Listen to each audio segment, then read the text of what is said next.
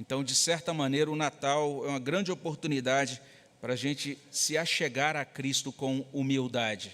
O Natal também é uma grande oportunidade para a gente achegar-se a Cristo, que é esse Redentor humilde. Esse é o grande chamado. Quando olhamos mais uma vez para aquele cântico de Maria, ela diz no verso 46, daquele trecho do Evangelho de Lucas, ela diz o seguinte: a minha alma engrandece ao Senhor, o meu espírito se alegrou em Deus, meu Salvador.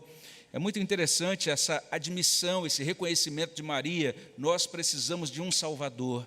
É por isso que aconteceu o Natal, é por isso que Cristo veio, porque a humanidade precisava de um Salvador.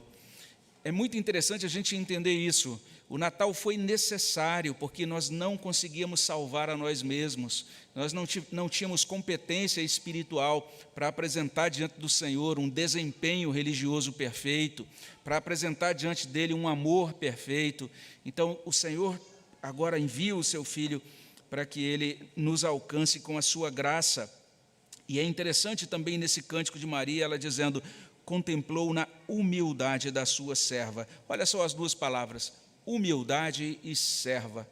Essas duas palavras fazem muito diferença. Nós precisamos nos achegar a Deus com humildade, porque esse é o tempo do darwinismo social.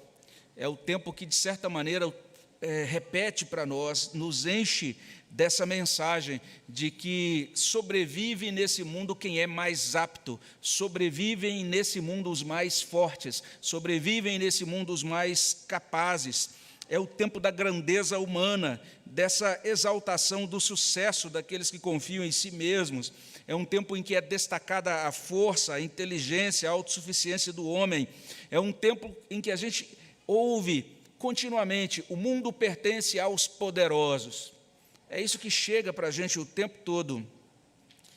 Então a gente ouve a mensagem do Natal e percebe o quanto essa mensagem contrasta com a nossa cultura atual.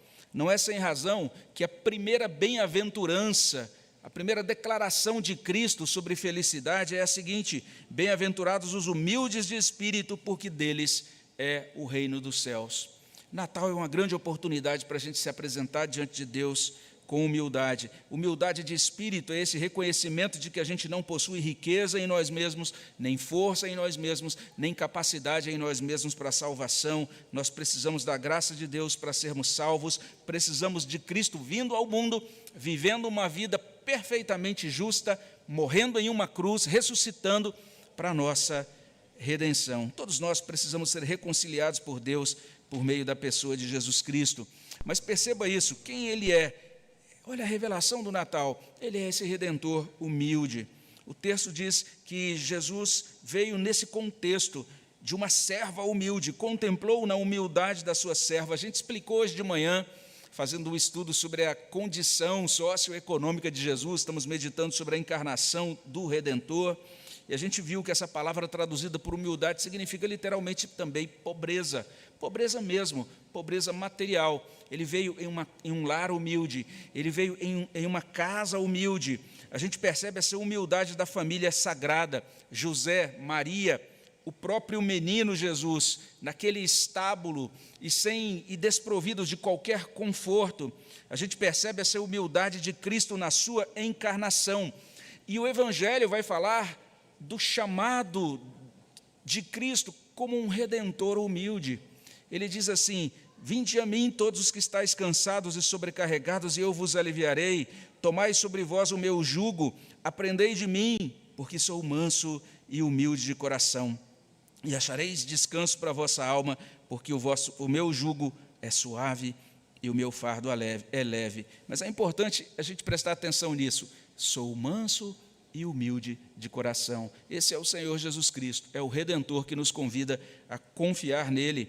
O apóstolo Paulo meditou nisso, inspirado pelo Espírito Santo, ele escreveu o seguinte, está lá em Filipenses capítulo 2, verso 7, ele disse que Cristo antes a si mesmo se esvaziou, assumiu a forma de servo, tornou-se em semelhança de homens, reconhecido em figura humana, a si mesmo se humilhou, tornando-se obediente até a morte e morte de cruz. Esse é o nosso Redentor. Ele se apresenta a nós como esse Redentor humilde, e vale a pena a gente confiar nesse Redentor humilde, vale a pena você entregar a sua vida a Ele, porque esse, como nós ouvimos na mensagem de hoje, esse que veio com toda a humildade, Ele voltará com toda a glória. E aí nesse mesmo texto, nesse mesmo capítulo 2 de Filipenses, nós encontramos isso a partir do verso 9, pelo que também Deus o exaltou sobremaneira, e lhe deu o nome que está acima de todo nome, para que ao nome de Jesus se dobre todo o joelho nos céus, na terra e debaixo da terra, e toda língua confesse que Jesus Cristo é o Senhor. Um dia os céus serão abertos, o Senhor vai voltar em glória, toda língua vai reconhecer o seu senhorio, a sua realeza, e aqueles que acolheram o Redentor na sua humildade, na sua encarnação, na obra redentora que Ele realizou, participarão com Ele naquele reino de glória, naquele reino eterno. Isso tudo está contido, de certo modo, na mensagem do Natal. Então, o Natal contém um chamado para que nós abandonemos toda a arrogância. Olha só o cântico de Maria, ela vai dizer isso, que Deus agiu com o braço valorosamente, dispersou no coração aqueles que alimentavam pensamentos soberbos. O Natal está dizendo o seguinte para a gente: não alimente pensamentos soberbos. Aproxime-se do Senhor com humildade. Perceba a glória de Deus nessa revelação do Natal. Não confie na sua própria bondade ou capacidade. Não coloque o seu coração naquilo que você pode alcançar. Não foque a sua vida nos prazeres do mundo, ou nas riquezas, ou no poder, ou nos ídolos que não ouvem, nem falam, nem podem salvar. A grande mensagem do Natal é: Deus veio ao mundo. Ele veio até nós, nos visitou por meio de Jesus Cristo.